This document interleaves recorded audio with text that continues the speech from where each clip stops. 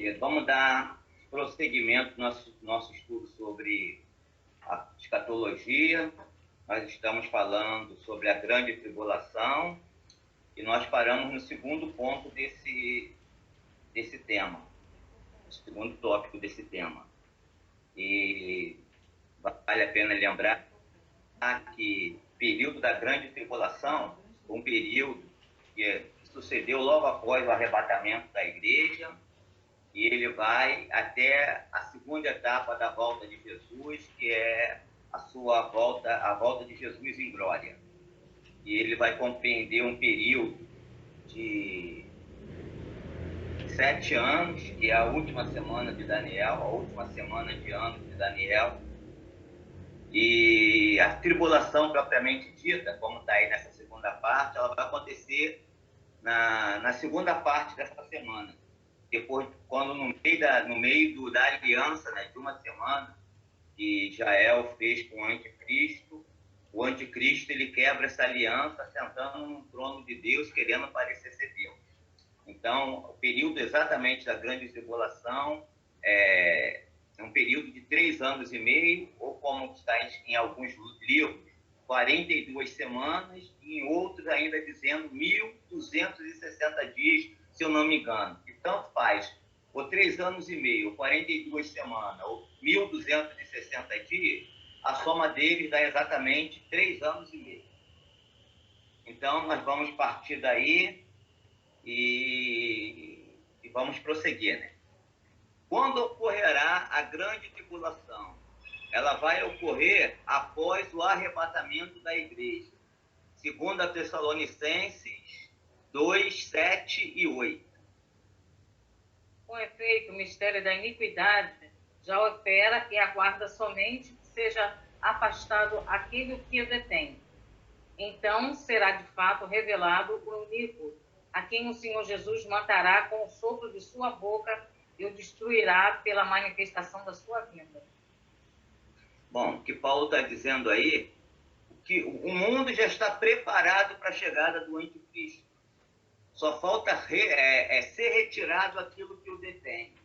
E a gente entende que o que está detendo a volta do anticristo, que vai acontecer no mesmo período da ira de Deus contra os filhos da desobediência, é exatamente a igreja. Porque a igreja ela não é o alvo da ira de Deus, e sim os filhos da desobediência. Quando a igreja for retirada, então o anticristo vai se manifestar e Deus ele irá julgar o mundo com tormentas, com tribulação. E que Jesus chama de grande tribulação, e Jesus ele acrescenta que antes desses dias nunca houve nenhum dia parecido. E depois dele, ou seja, depois que ele terminar, não haverá mais nenhum dia semelhante a esse. Então, o que detém, né, a manifestação o período da grande tribulação é que a igreja seja retirada. É o arrebatamento da igreja. Qual o período de tempo da grande tribulação? A grande tribulação ela durará 1 semana de ano. Daniel 9, 24 a 27. 70 semanas estão determinadas sobre o teu povo e sobre a tua santa cidade, para fazer cessar a transgressão, para dar fim aos pecados, para expiar a iniquidade, para trazer a justiça eterna, para selar a visão e a profecia, e para ungir o santo dos santos. Sabe e entende, desde a saída da ordem para restaurar, isso mesmo? Para restaurar e para edificar Jerusalém até ungido ao príncipe 7 semanas e 62 semanas, as praças e as circunvalações se reedificarão, mas em tempos angustiosos. Depois das semanas e 2 semanas será morto ungido, e já não estará. E o povo de um príncipe que há de vir destruirá a cidade e o santuário, e o seu fim será num dilúvio. Até o fim haverá guerra, desolação, são determinadas. Ele fará firme aliança com muitos por uma semana, na metade da semana, para cessar o sacrifício, a oferta de manjares sobre as asas da abominação. Virá o assolador, até que a destruição que está determinada se derrame sobre ele. Esse último versículo, Beth, novamente para a gente, por favor. Ele fará firme aliança com muitos por uma semana, na metade da semana, para cessar o sacrifício e a oferta de manjares, e sobre a asa da abominação virá o assolador, até que a destruição que está determinada se derrame sobre ele. Bom, o ele, a que o anjo se referiu aí a Daniel, é o príncipe que há de vir, que é o anticristo. E aí, o Daniel, se eu não me engano, é o anjo Daniel, ele fala para...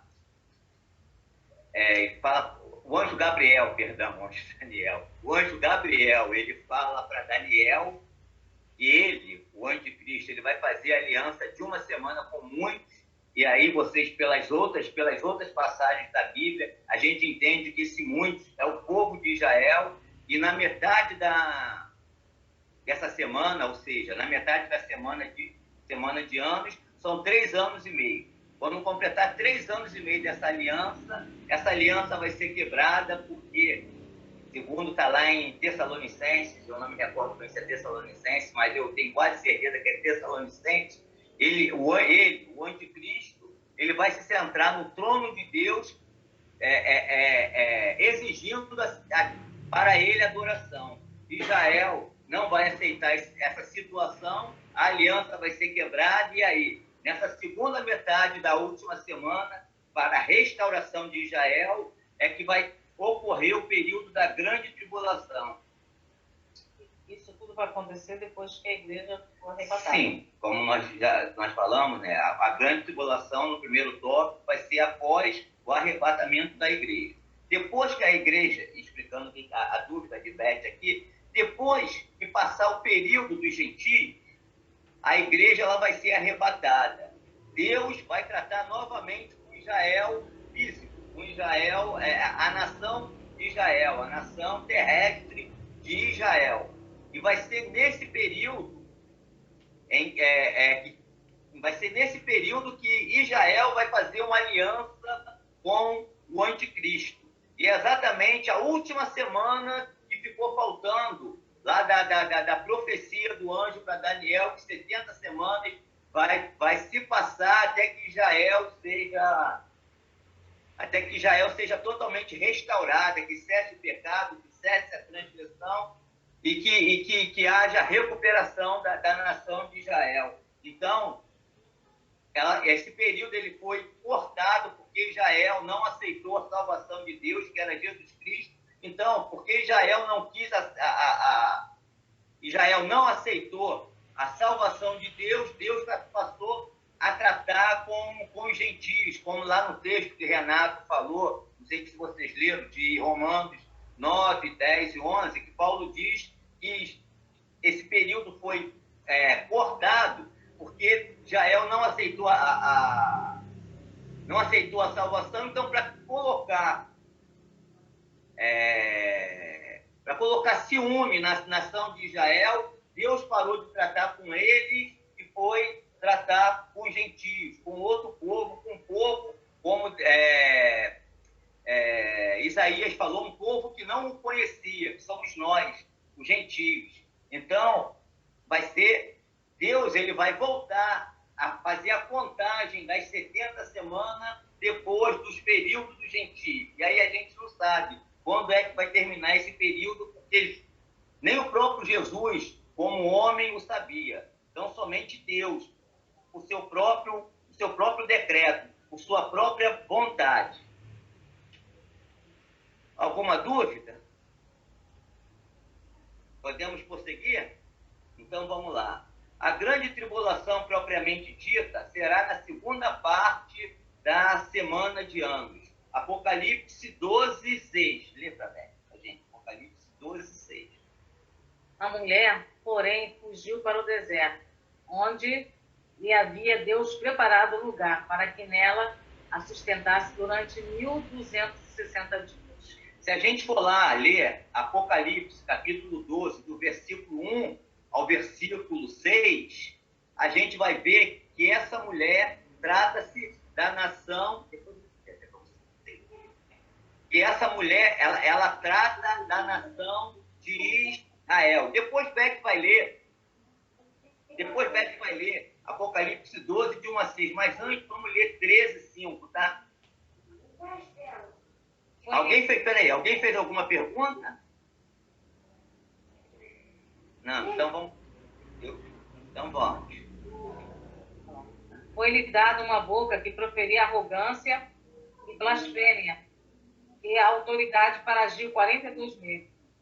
Então, a gente viu que a mulher, que a gente vai ler a profecia completa, a gente vai ver que essa mulher, Israel, ela foi levada por Deus para o deserto, para ali ficar longe das garras do anticristo por 1.260 dias, que são 3 anos e meio. E aí, em Apocalipse 13, capítulo 5, está se tratando da besta que veio da terra, se eu não me engano, que é, ou da terra do mar, mas é da terra, que é o anticristo. E ele também foi dado a ele autoridade para que governasse durante 42 semanas, que são exatamente 3 anos e meio. Lê por gentileza aí, Apocalipse 12, de 1 a 6, que a gente vai entender que essa mulher se trata da nação de Israel. Viu-se grande sinal no céu, a saber, uma mulher vestida do sol, com a lua debaixo dos pés e uma coroa de 12 estrelas na cabeça. Então, queridos, a gente viu aí a mulher que tinha o sol e a lua sobre os seus pés.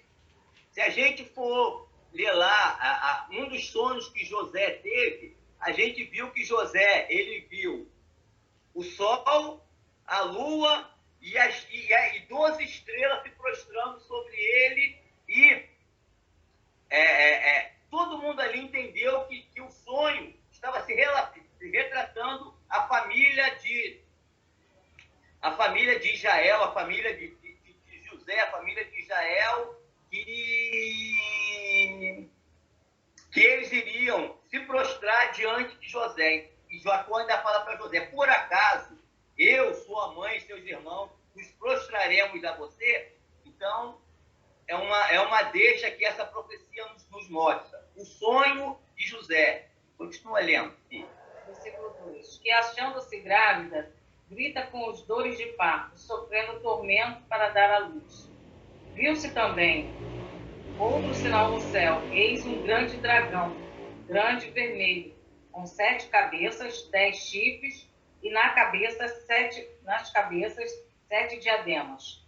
A sua cauda arrastava a terça parte das estrelas do céu. Peraí, só isso aí. Isso aí, o dragão, a Bíblia já mostra muito bem que dragão é a antiga serpente, que é Satanás, mas ainda traz uma referência, que diz que ele, quando foi lançado na terra, ele trouxe na sua cauda 1/3 das estrelas do céu. É referência a uma outra profecia que eu não me recordo bem, que diz que quando, se eu não me engano, é Judas, que diz que houve guerra entre o arcanjo Miguel e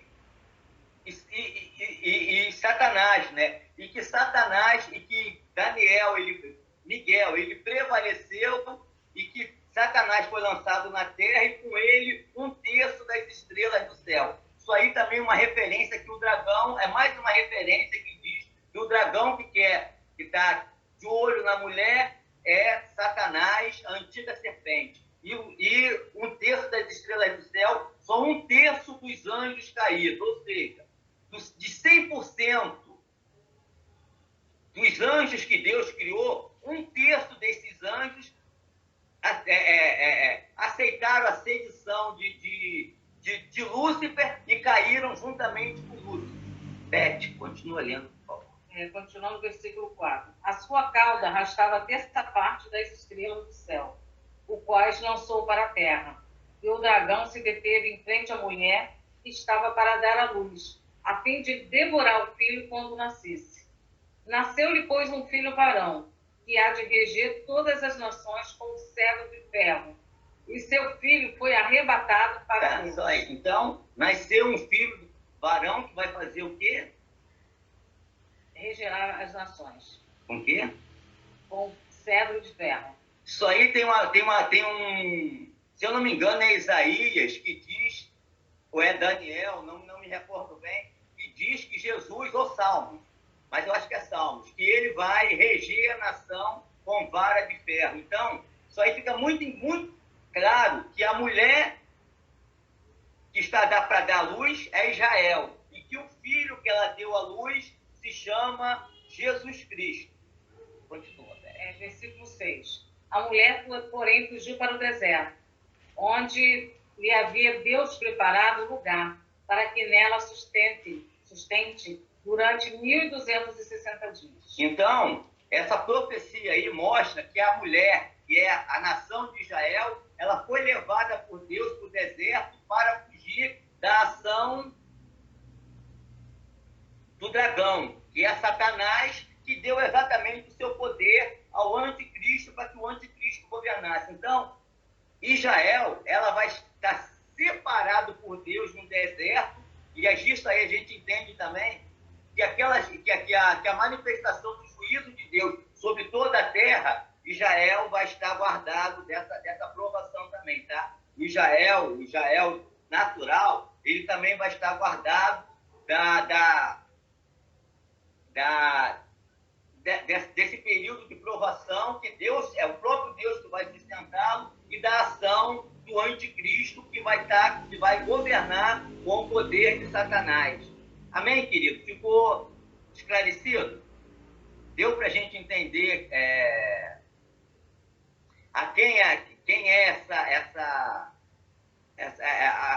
essa mulher, né, que Beth leu ali no 12, capítulo 6? Deu para entender bem? Esse deserto esse tempo que Israel está afastado? Oi? O deserto, que a mulher foi, para onde ela se escondeu. Beth, eu entendo que o deserto aí é um lugar simbólico, e aí a gente vê que Israel ficou no deserto, sendo cuidado por Deus durante 40 anos depois que eles saíram do Egito. Eles não passaram fome, eles não passaram sede, as suas roupas não gastaram, as suas sandálias não gastaram, ou seja, Deus estava guardando Israel nesse período. Eu entendo que é uma relação simbólica sobre isso aí. Deus, o que a gente pode entender desse versículo é que Deus vai colocar Israel num lugar onde o anticristo não vai ter poder sobre eles.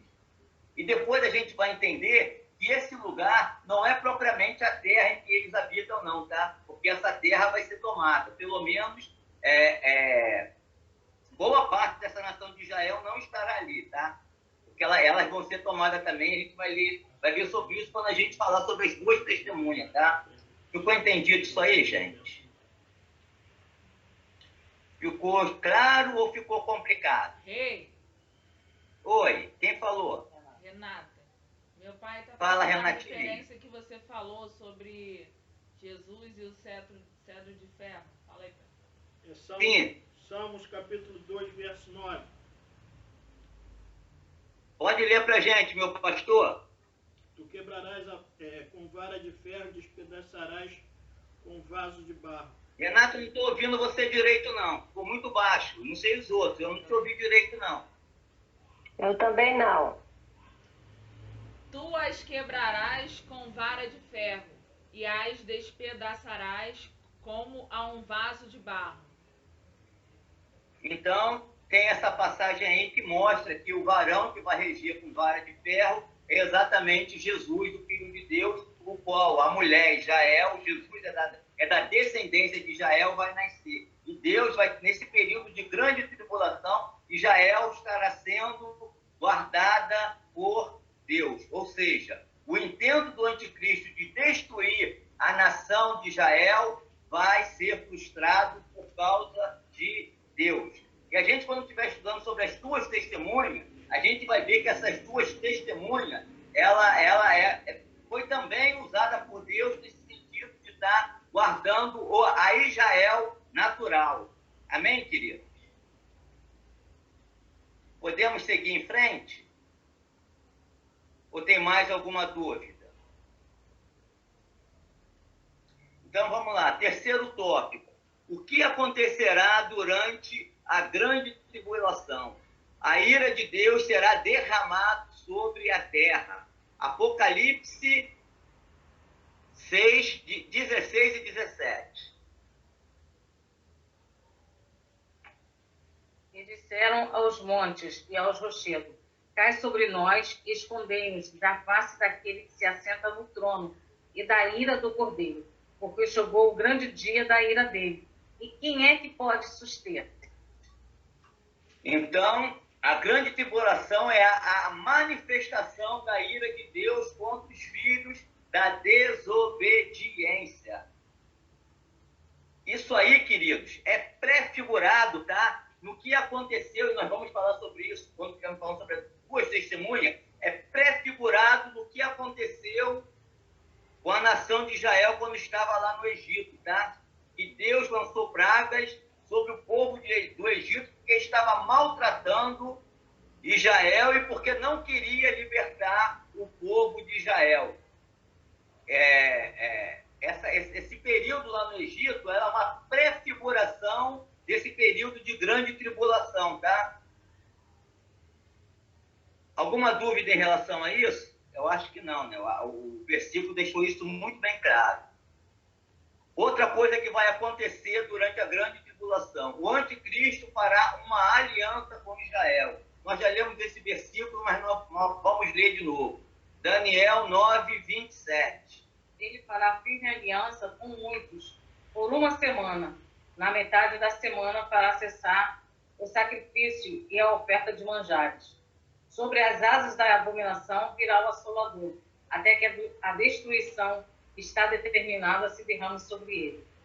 Então, ele fará uma aliança, e nós estudamos sobre aliança, e a gente sabe o quanto é forte essas alianças, e ele fará uma aliança com Israel por 7 semanas. E aí a gente vê, por uma semana, e a gente já entendeu, né, que essa semana é semana de anos, ou seja, ele fez uma aliança com Israel por 7 anos, só que em 3 anos e meio ele quebrou essa aliança. E serão tocados 7 trombetas, símbolos do poder de Deus. Apocalipse 8, de 8 a 11.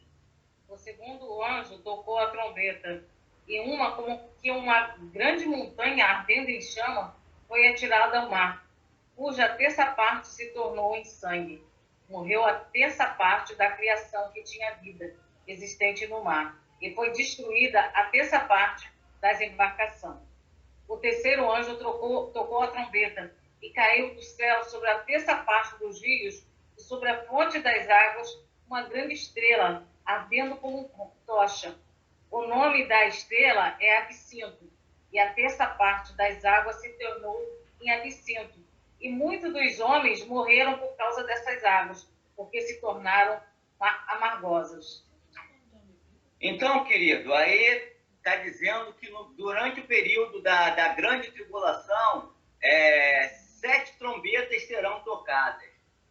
Mas se a gente for ler lá o livro de Israel, o livro de Apocalipse, a gente vai ver que a manifestação da ira de Deus, ela se manifesta de 3 etapas distintas. A primeira etapa é quando são tocados 7 trombetas, a segunda etapa é quando são abertos 7 selos, e a terceira etapa é quando são profetizados 7 flagelos.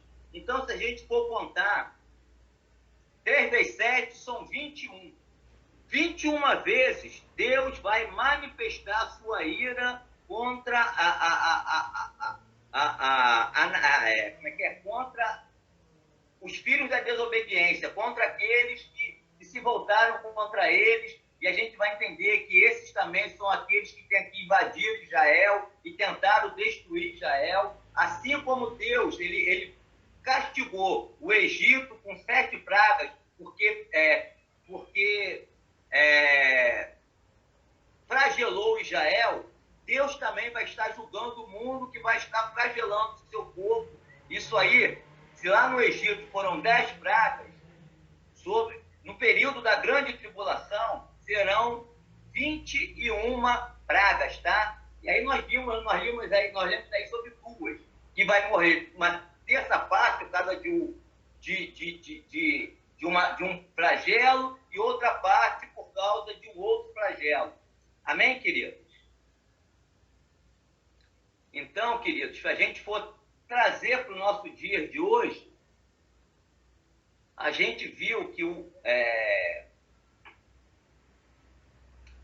a Covid, ele matou, se eu não me engano, eu estava vendo essa semana, ele matou em todo mundo 4 milhões de pessoas. 4 milhões de pessoas, se eu não me engano, não é nem 1% da população mundial atual.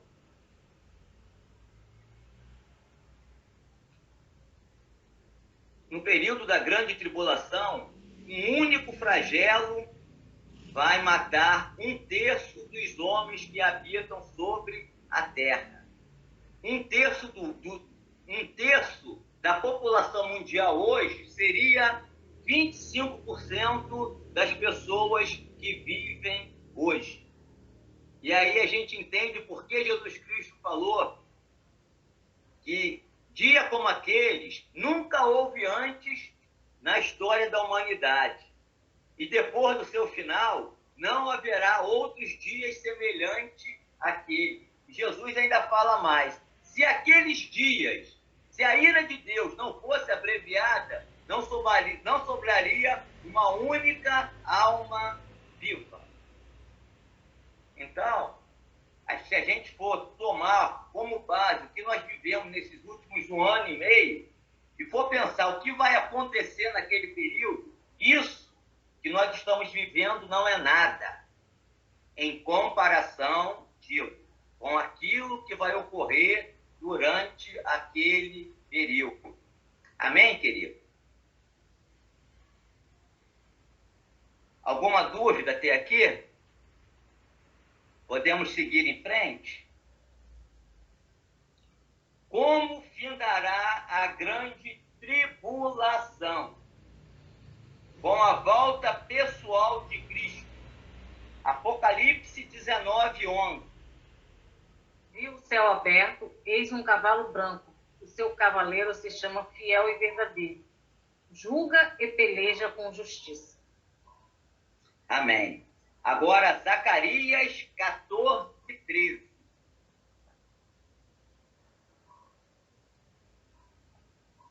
Naquele dia também haverá da parte do Senhor grande confusão entre eles. Cada um agarrará a mão do seu próximo e cada um levantará a mão contra o seu próximo. Não, nesse não. É Zacarias 14:3 e 4. 3, perdão. Desculpa, gente, eu li errado. Então sairá o Senhor e pelejará contra as nações, como pelejou no dia da batalha.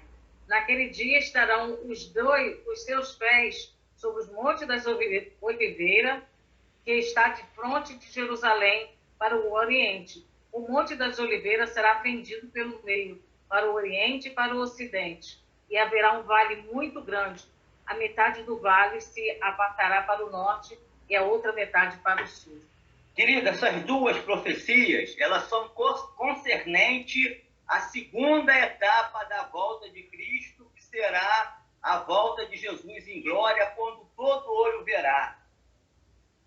Então, vai ser quando Israel vai reconhecer o senhorio de Jesus Cristo.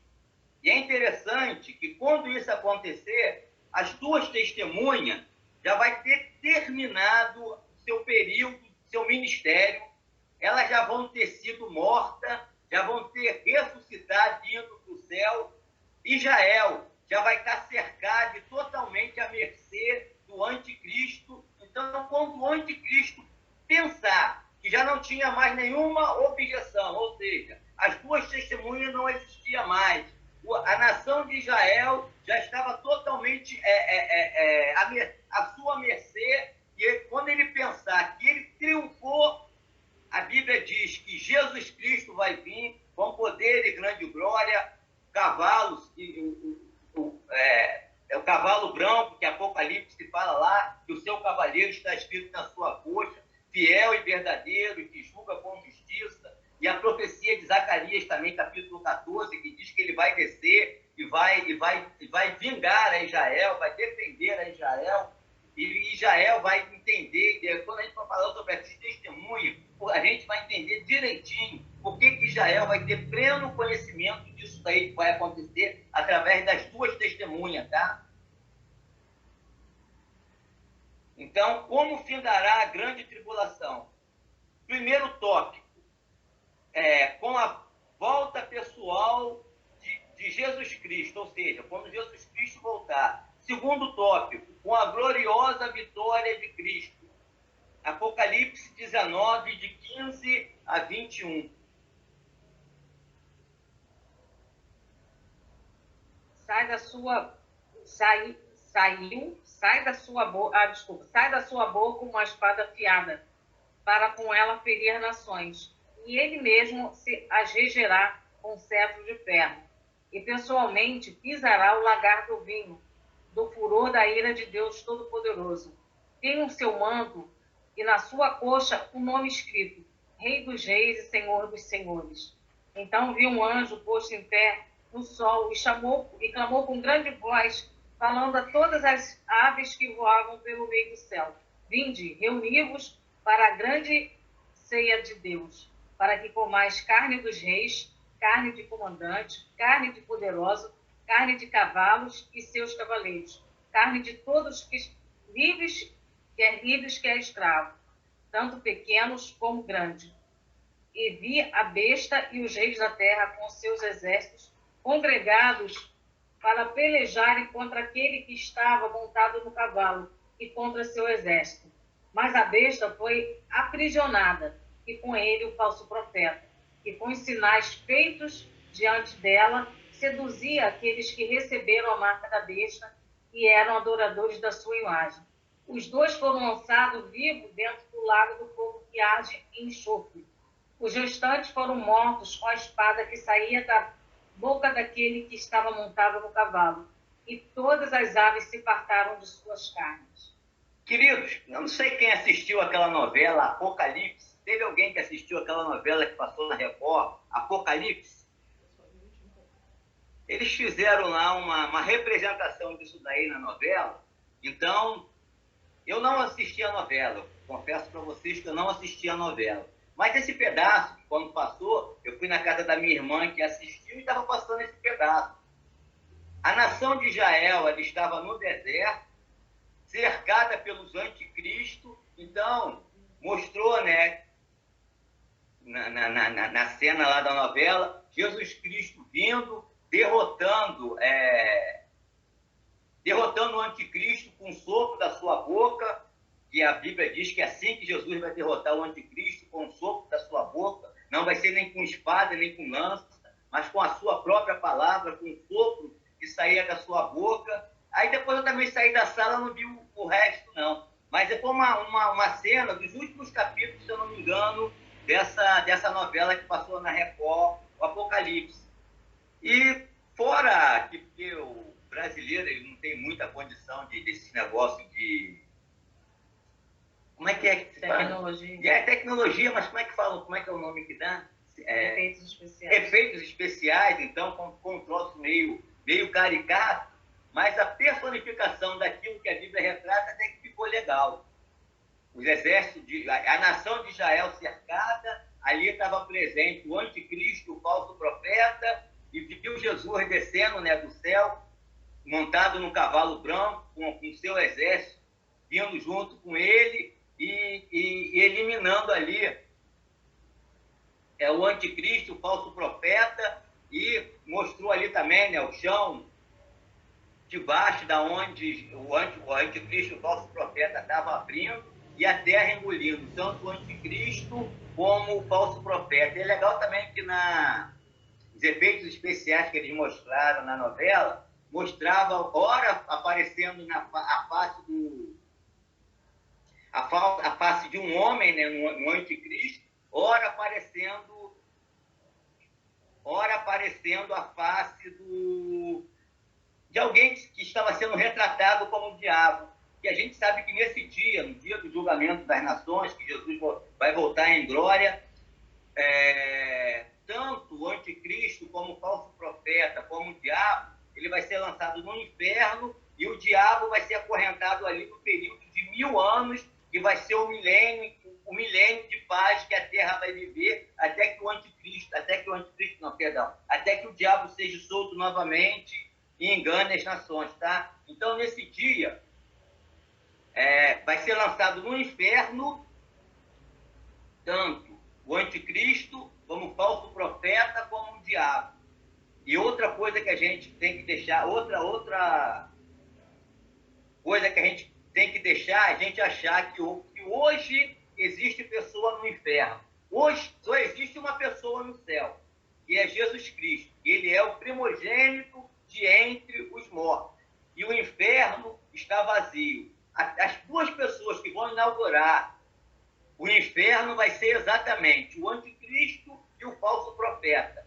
Só depois desse período de milênio, em que Satanás vai ser solto e vai enganar as nações novamente, e aí vai vir o juízo final e as demais pessoas vão ser lançadas também no lago de fogo, tá? Nesse período aí, só quem estará no inferno é o anticristo e o falso profeta. As outras pessoas, tanto que os salvos como os não salvos, estão num lugar chamado de Hades ou Seol, que traduzido para o nosso português significa o mundo dos mortos. Os que nasceram para a vida estão esperando a volta de Jesus Cristo. Os que estão lá, os que não creram na palavra de Deus, que estão lá esperando o juízo, eles só vão ser ressuscitados no dia do julgamento final. Tá bom, querido? Ficou entendido isso daí? Eu compliquei ou eu esclareci? Bom, se ninguém falou, quero entender que eu esclareci, tá? Essas pessoas, diz que essas pessoas, aqueles que foram marcados com o selo da besta também vão ser lançados nesse lugar. Essas pessoas que foram marcadas, elas vão ser marcadas antes ou depois que a igreja for arrebatada? Elas vão ser marcadas quando o anticristo começar o seu governo, que vai ser depois que a igreja for arrebatada. Então, é errôneo as pessoas pensarem que como tem gente que fala que não quer tomar, um absurdo, não quer tomar a vacina porque pode ser um sinal do anticristo, que a pessoa vai estar recebendo o sinal um chip. Um chip. É um chip. Sem comentário essa história, tá, Roberto? Sem comentário. Sem comentário, que não tem procedimento nenhum. Até porque o selo que vai ser dado com a marca do anticristo vai ser algo que vai ser colocado nas pessoas para comprar e vender, e não para receber vacina. Então, esquece esse negócio de vacina, tá? Misericórdia. Tá? Você quer falar alguma coisa, Valéria? Ah, desculpa. Amém, amém, amém. Alguma dúvida, queridos? Podemos seguir em frente? Terceiro tópico. Isso aí nós já lemos, né? Qual parte que eu estou lendo? Lá embaixo, com a derrota do anticristo. Aqui, terceiro tópico do quarto ponto. Como findará a grande tribulação? Com a derrota do anticristo e suas hostes. Vou ler primeiro Daniel, tá, queridos? Que vai ser uma sequência, tá? Daniel 8:25.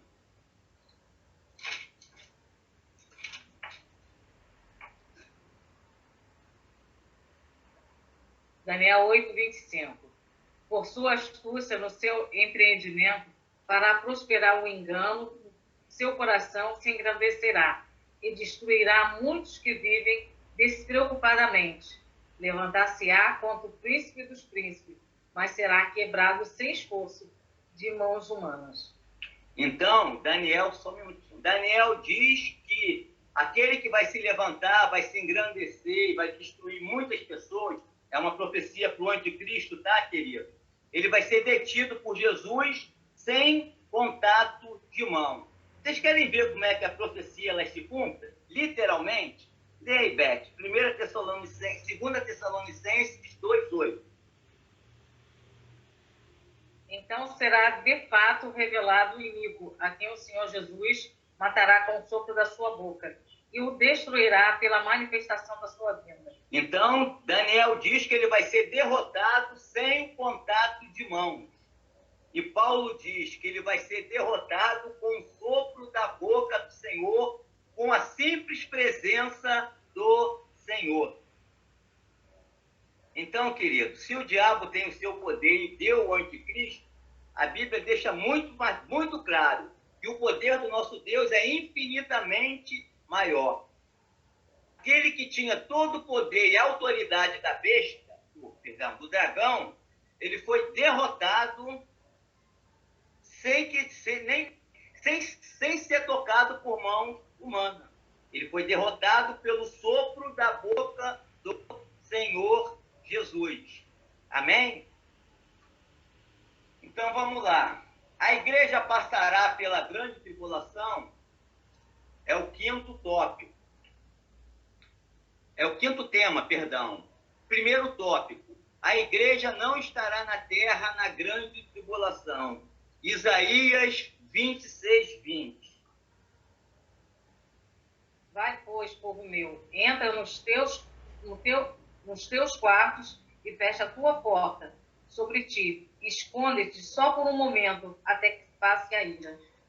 Tem essa parte aqui de Isaías 26:20. Eu esqueci de procurar a outra parte em que diz que a igreja não é o alvo da ira de Deus. E se a grande tribulação é a manifestação de Deus contra os filhos da desobediência, isso mostra, juntamente com Isaías 26:20, que a igreja ela não vai passar pela grande tribulação.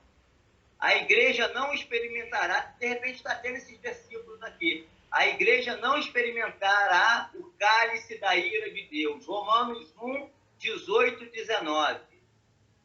A ira de Deus se revela do céu contra toda a impiedade e perversão dos homens que detêm a verdade pela injustiça. Porquanto o que de Deus se pode conhecer é manifesto entre eles, porque Deus lhe manifestou. 2:5. Romanos 2:5. Mas segundo a tua dureza e coração impenitente, acumulas contra ti mesmo ira para o dia da ira da revelação do justo juízo de Deus. Está se referindo aí à grande tribulação, tá? E Romanos 5:9.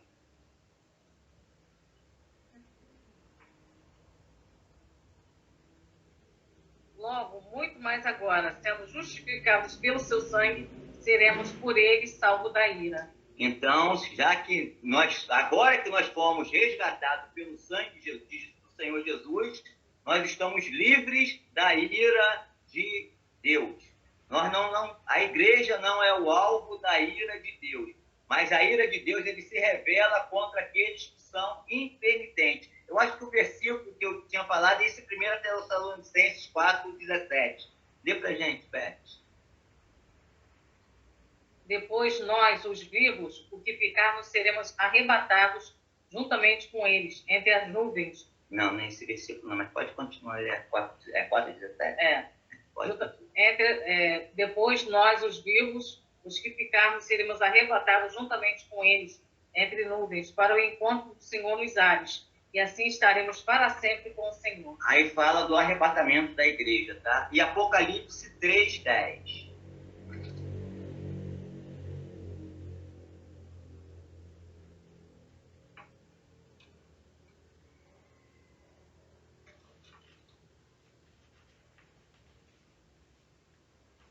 Porque guardaste a palavra da minha perseverança.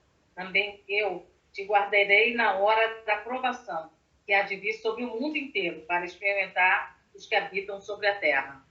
Então, nós seremos guardados da ira de Deus, que há de vir para experimentar aqueles que vivem sobre a terra.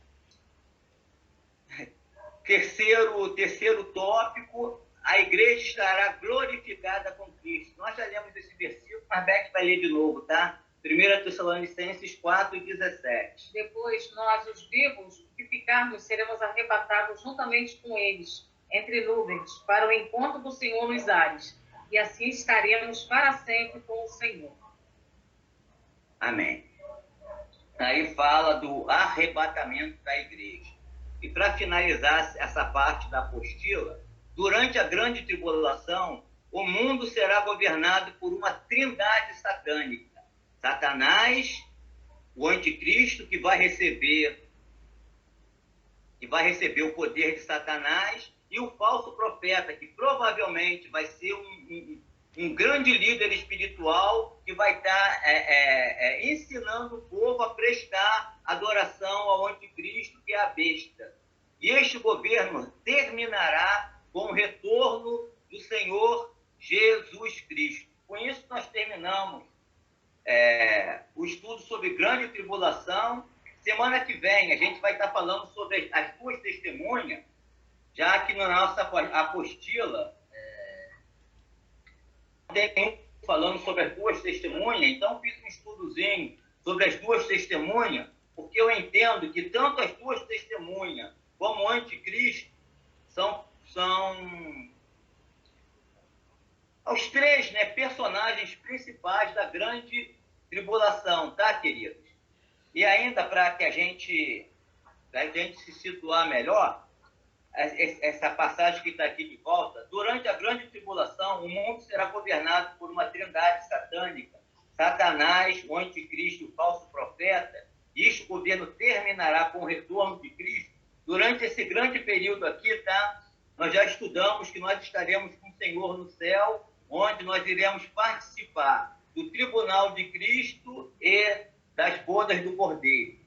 Vocês podem abrir o microfone de vocês se tiver alguma dúvida, alguma coisa que queira acrescentar ao nosso estudo.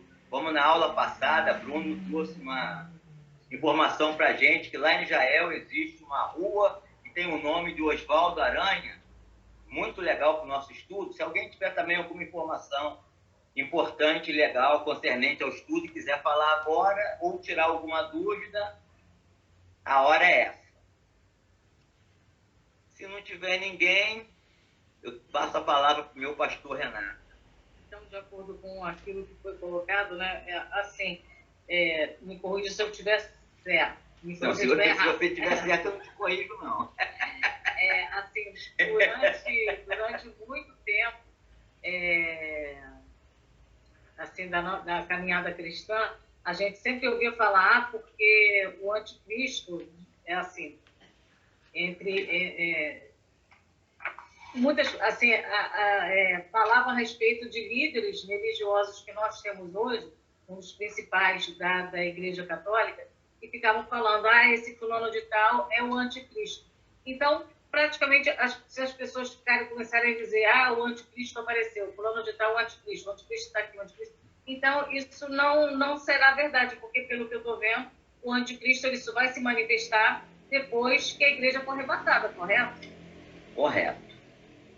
Bom, o anticristo, pela que a gente vê pelas profecias, ele vai ser um grande líder político. Então, a gente descarta os líderes espirituais que existem por aí. Eu já ouvi dizer, que eu também não assino embaixo, não, tá? Que o falso profeta, sim, vai ser um grande líder espiritual mundial, e aí a pessoa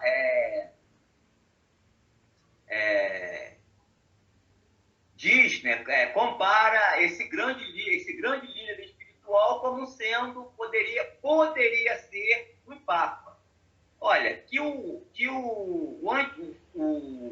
falso profeta, ele vai, até porque a própria palavra diz, falso profeta, ele vai ser um grande líder espiritual, isso aí não há a menor dúvida. Mas, quem sabe, ele pode ser até um líder espiritual, e aí, entre aspas, evangélico. O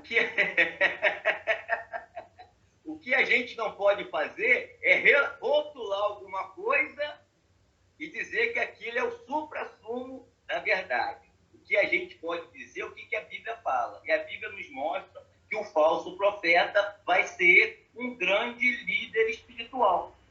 Acabou. Passar disso é ir além daquilo que a Bíblia está nos informando. E como está lá em Deuteronômio 29, 29, as coisas reveladas são para nós e nossos filhos. As coisas ocultas pertencem ao Senhor nosso Deus. Nós não estamos aqui para dar um chute profético. A gente está aqui para estudar a palavra de Deus. Então, assim como também a gente vai ver que esse negócio de dizer que as duas testemunhas, uma é Elias, outra é Moisés, uma é Moisés e a outra é Enoque, isso aí é tudo chute, tá, querido?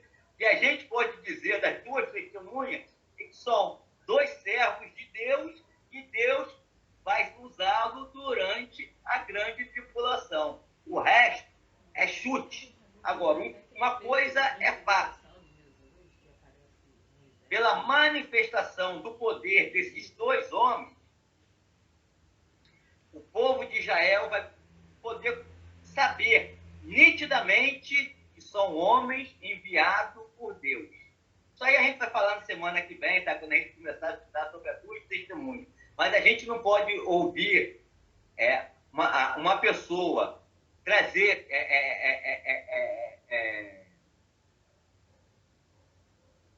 pragas sobre a terra, como Moisés fazia, e não identificar Moisés nessa pessoa. A gente não pode ouvir pessoas orando e não chover durante 3 anos e depois chover. Eu estou dando 3 anos aqui, né? Porque de cada dia Elias. E não identificar com Elias. É impossível não identificar essas duas testemunhas como representantes, tanto da lei, que é Moisés, como dos profetas, que é Elias. E a gente também, na aula que vem, a gente vai ver uma identificação que há nessas duas testemunhas em relação tanto ao ministério de Moisés, como ao ministério de Elias. Amém? Então, guardem essas expectativas para a semana que vem, tá? Que a gente vai tentar eliminar todas elas, nesse pequeno estudo que nós fizemos sobre as duas testemunhas, tá? Agora está com vocês.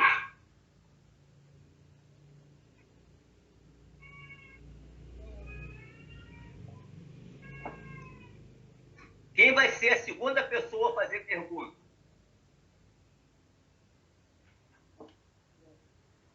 Quer falar, Bruno? Tá com a palavra. Não, só para ressaltar a importância da gente ter um conhecimento completo da Bíblia, né? Porque a gente vive, né, num mundo que a gente é bombardeado por informações, até mesmo dentro do meio evangélico, né, sobre questões que contrariam até a própria Escritura, né? Você falou sobre esse mundo dos mortos, né, que é para onde as pessoas vão depois que morrem, né, aguardando o julgamento, ou cristão, no caso. Os que morrem em Cristo estão lá esperando a volta de Jesus.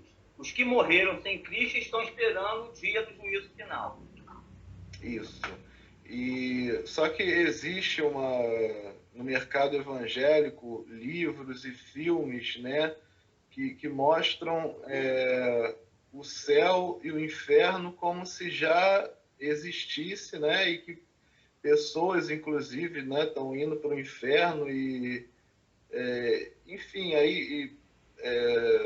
esses livros, né, tentam mostrar como é a realidade do inferno, né, as pessoas que estão lá, enfim, e o que eu quero dizer em relação a isso, né, como é importante a gente ter o conhecimento da palavra, né, da palavra como um todo, né, e aí trazendo para um fato histórico que aconteceu em Israel no século XVI, né, quando um líder do Império Otomano ele mandou fechar uma das portas que davam acesso ao antigo templo de Israel, que se chama Porta Dourada.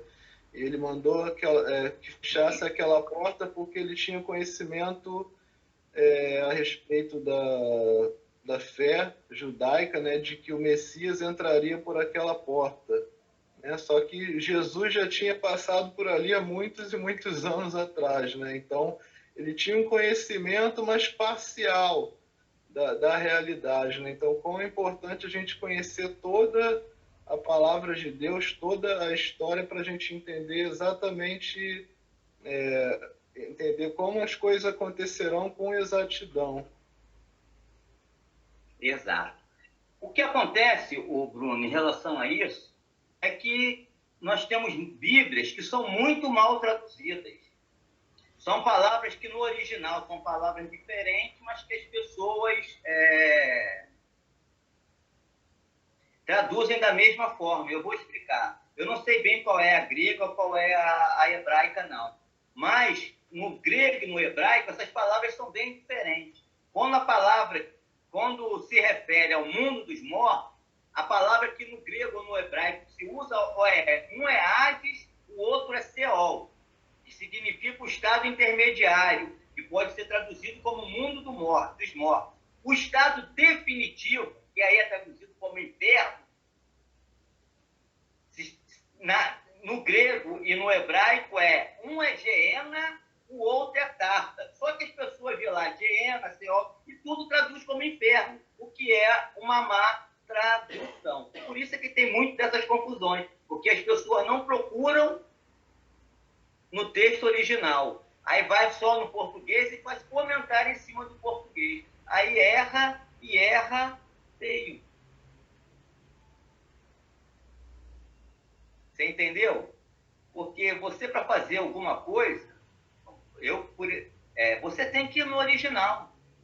Porque tem muitas coisas no original que na tradução foi muito mal traduzido. Eu só dei um exemplo aqui, tá, queridos? Tem muitas outras partes, outras coisas na Bíblia que são mal traduzidas. Então, são palavras diferentes, simbolizando um lugar diferente. Esse Geena é a tradução dos vales dos filhos de Rinom, que eram chamados de Geena. Era onde Israel, antigamente, sacrificava os seus filhos a Moloque. Então, aquele lugar ali foi chamado de Geena, de lugar de abominação, lugar de terror. Então, ali é retratado como um inferno, e não o Hades.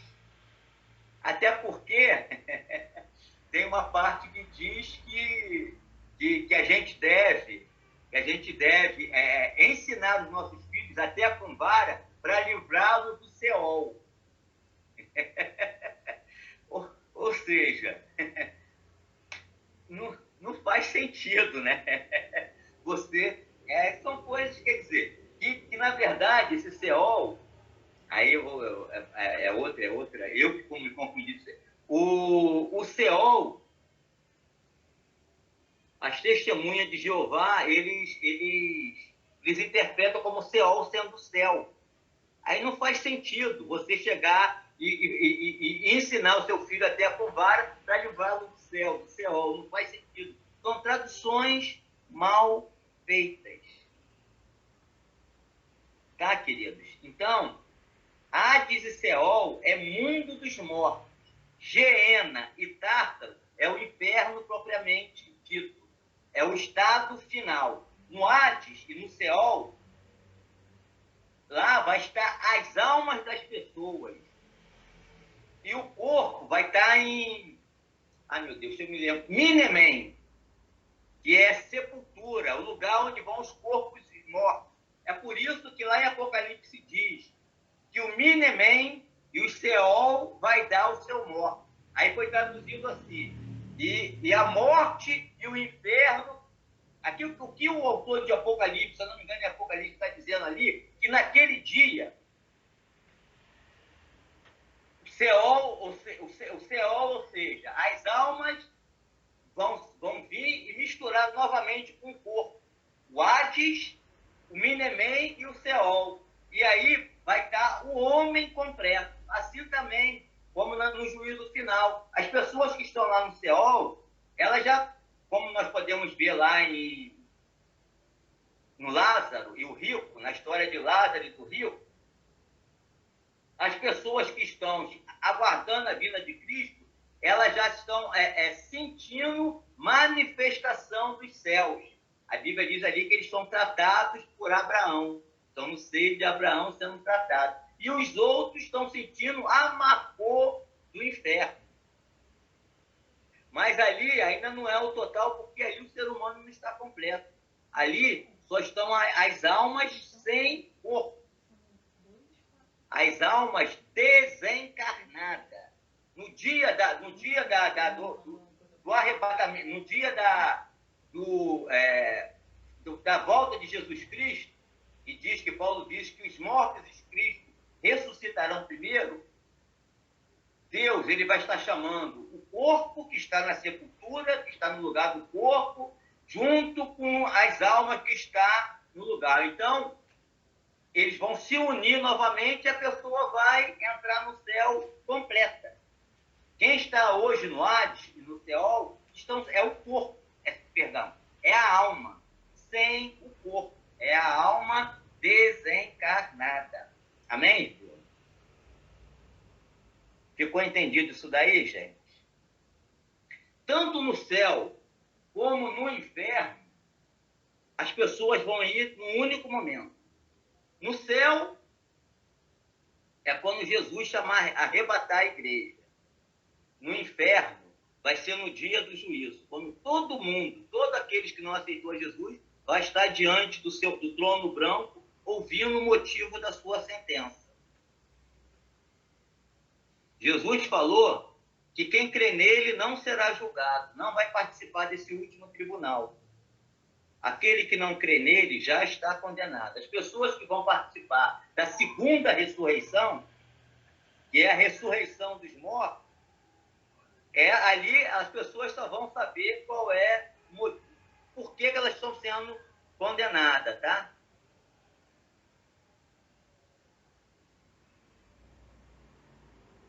Vocês estão me olhando, todo mundo com cara de quem eu não entendi nada. Vocês entenderam, gente? Então, para resumir, hoje não tem ninguém no céu a não ser Jesus Cristo. E ninguém mesmo no inferno a não ser, lá em Apocalipse, que diz que tem alguns anjos terríveis, e eles estão presos no inferno até um período distinto em que Deus irá libertar e vai fazer parte do juízo de Deus contra os filhos da desobediência que estão lá em Apocalipse. Mas homem, hoje no inferno não tem ninguém. As duas primeiras pessoas que vão entrar no inferno vai ser o anticristo e o falso profeta. Quando? Antes do julgamento das nações. Amém, querido? Aí depois do julgamento das nações, vem o milênio. Depois do milênio, Satanás vai ser solto, enganar as nações. Depois que ele ser solto e enganar as nações, Deus vai voltar e vai fazer o juízo final. Amém, queridos? Espero que eu tenha esclarecido mais do que confundido. Tem mais alguém que tem alguma pergunta? Se não, meu pastor Renato, está com você, querido. Amém. Como o Bruno colocou, né, a importância desse conhecimento... Renato está baixo, eu não estou te ouvindo. Está me ouvindo agora? Melhor. Tá. Como o Bruno colocou, a importância desse conhecimento para nós. Né? Está me ouvindo? Não. Aham, bem melhor agora. O que Beth está fazendo assim, eu achei que ela não estava ouvindo. Não, é assim. É assim, né? Então, a importância desse conhecimento. Por esse motivo, nós estabelecemos que depois desse estudo de escatologia, nós vamos entrar em Apocalipse, propriamente, e depois nós vamos voltar a, se pretendemos, se tudo correr a contento, eu digo se tudo correr a contento, porque o estudo vai sendo esticado e a gente entra em outros assuntos, porque é vasto. Mas nós queremos ter uma sequência ou seja, pegar lá de Gênesis até Apocalipse, para que a gente tenha esse conhecimento total da história, né? Como o que aconteceu lá a partir da queda, né? A criação, a queda, e a partir da queda aí a redenção do homem. Então toda a trajetória do homem, né, nesse contexto, da sua criação até o seu destino final, como nós vimos aí, a importância de entender a obra de Cristo, desde lá do começo, desde a queda já foi anunciado o que aconteceria. Então isso é fantástico, nós termos esse conhecimento, né? E Deus é maravilhoso que Ele deixa esse conhecimento completo para nós, né? Isso é maravilhoso, isso nos dá uma garantia, né? Uma paz. Nós sabemos para onde nós estamos indo, sabemos o que vai acontecer no futuro. Alguém já disse que a Bíblia é mais atual do que o informativo de amanhã, né? Quando fala, a gente já sabe aqui, né? Quando a ciência ela avança e descobre alguma coisa, na realidade a Bíblia já descreve aquilo que eles estão colocando ali. Então isso é maravilhoso, ter esse conhecimento.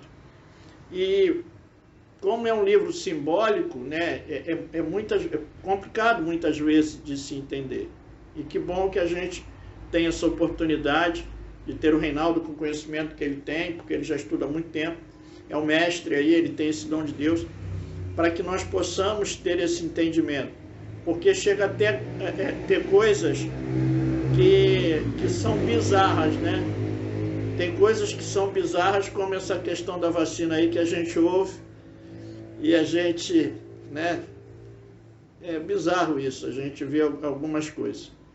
Então, às vezes acontece por desconhecimento, por ignorância, né? Ignorância no sentido de desconhecimento, as pessoas fazerem algumas coisas assim. Em outros momentos, manipulação, né?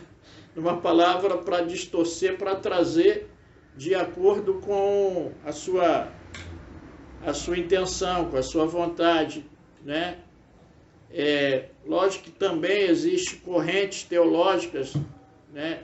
E aqui nós estamos seguindo dentro de uma visão, o Reinaldo sabe disso, nós não estamos aqui, né? Se fosse fazer isso para abrir para essa controvérsia teológica, a gente ia, aí era muito mais longo, mas para nós eu creio que fica muito mais proveitoso nós seguirmos um caminho, nós ganhamos muito mais. Mas é muito bom, isso é muito próprio, é excelente, né? Nós fazemos esse estudo e nos dá essa tranquilidade. E como ele falou aí, essa parábola aí do rico e Lázaro, né? Que a base agora quem está lá não passa para cá, agora quem está aqui não passa para lá. Então, o tempo já foi, o tempo é agora. Então, isso traz uma responsabilidade para nós. E uma coisa também que me chama muita atenção é o amor de Deus, né? Como Deus nos ama, como Deus ama a sua criação. Ama a nação, ama Israel, um povo que ele separou, um povo que ele escolheu, e nos ama, né, o gentio enquanto igreja, né? E nos preserva, o amor de Deus, né? Esse amor é maravilhoso, né? Isso é maravilhoso, nós temos alvo desse amor. Amém? Então eu quero que a gente possa, nós vamos encerrar com louvor.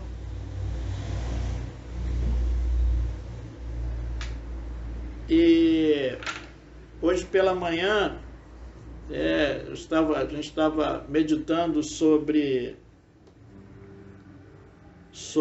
Davi e Mefibosete, né, que estava lá em Lodebar e é trazido para a mesa do rei, né, é resgatado lá de uma condição adversa, e no final a gente dizia que Davi prefigurava Cristo e Mefibosete, o pecador perdido, que é resgatado e volta, né, para sentar na mesa do rei, é o homem da reconciliação do homem com Deus.